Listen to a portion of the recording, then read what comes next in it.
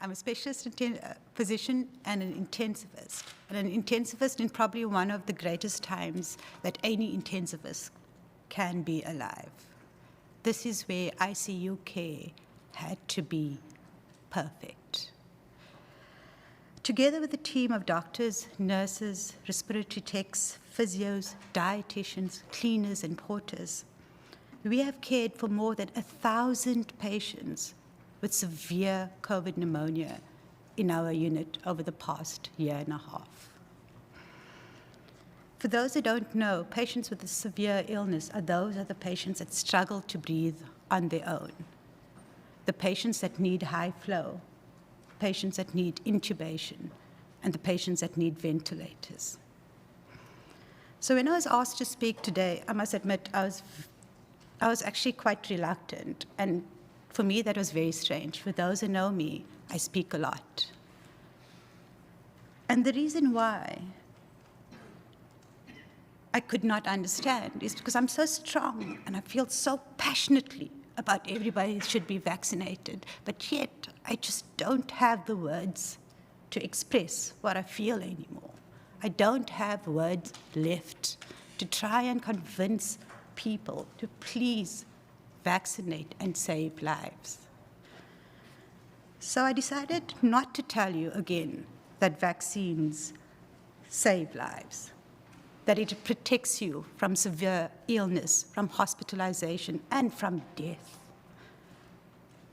I've decided not to tell you that over the third wave, every single patient that was admitted to my unit, and there have been a lot, have been unvaccinated or partially vaccinated, and they have died. I think we've all seen the stats, the graphs, the research showing the benefits of vaccines, and I think they speak for themselves.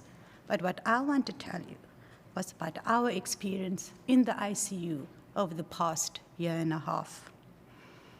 So we in South Africa had the advantage of having about a month of preparation before we were hit by the pandemic. At that time, the social media was inundated with videos coming out from Europe and the UK, with patients in the corridors, dying, ICU beds that were filled. These hordes of trucks filled with bodies going to the cemeteries. And I remember the overwhelming sense of fear. I was petrified that we could not save more people in our country with even less resources. And what followed after that was this immense effort by everybody to try and extend our critical care services, and we did that. But although we did it in such a way that was, even to me, seemed absolutely impossible at that time, we were still so unprepared for the stark reality of this disease that we still see every single day in our ICU. Yes, we knew we were going to see death, but we were not prepared for how much death we were going to see. There were times when 9 or 10 people died per day, that our ICU felt like a factory with patients being admitted on one end and bodies leaving, covered and wrapped up on the other end. We were not prepared for the fact that no matter how much we have trained, how much experience we had, and how much knowledge we had, we could not save these people, that people died no matter what we did.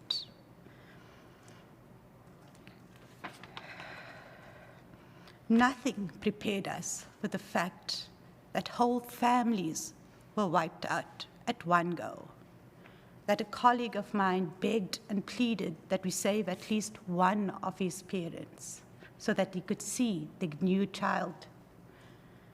Nothing prepared us for those countless young women that were pregnant that died. Women who are in the prime of their life that should be preparing baby showers and buying little onesies for their children.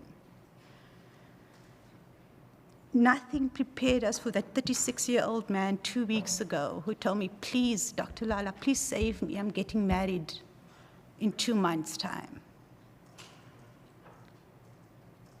And nothing prepared us for that pain and suffering that we saw as the countless families stood at our gates up till today, thanking us for what we're doing, but sobbing. So these are just a few stories, and I can go on, and I only have 3 minutes. But I'm not telling you this to make you to make you feel sorry for us. That is not the reason why I'm telling you these stories. I'm telling you these stories to let you know COVID is real.